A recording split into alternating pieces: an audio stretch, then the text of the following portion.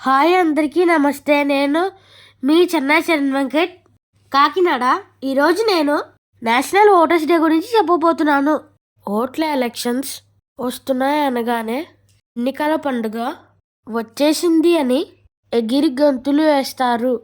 భారతదేశంలో మొదటిసారిగా 1951 అక్టోబర్ 25వ తేదీన ప్రారంభమై 1952 ఫిబ్రవరి 21 వరకు భారతదేశంలో మొట్టమొదటిసారిగా డాక్టర్ బిఆర్ అంబేద్కర్ వాదనను సమర్థిస్తూ దేశ ప్రజా సంక్షేమంలో ప్రజలే నిర్ణయించుకోవాలి అని అన్న వాదనను నాయకులు అందరూ సమ్మతిస్తూ ప్రజాబలాలను కొలిచే వేదికగా అలా మొదటి నిర్వహించే ఎన్నికలలో ప్రపంచం విస్తుపోయేలాగా జవహర్లాల్ నెహ్రూ ఫుల్ లోక్సభ స్థానాల నుంచి పోటీ చేశారు.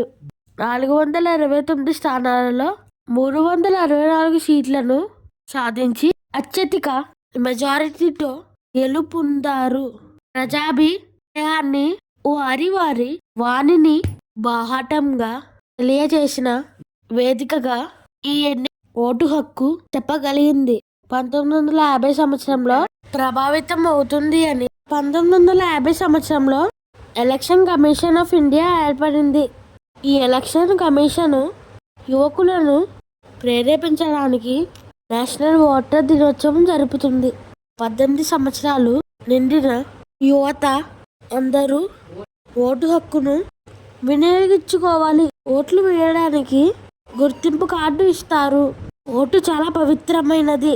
దీనిని ఏ విధమైన బలహీనతలకు వాడుకోకుండా మంచి ప్రతినిధిని ఎన్నుకోవడానికి ఉపయోగించుకోవాలి అని నా ప్రార్థన.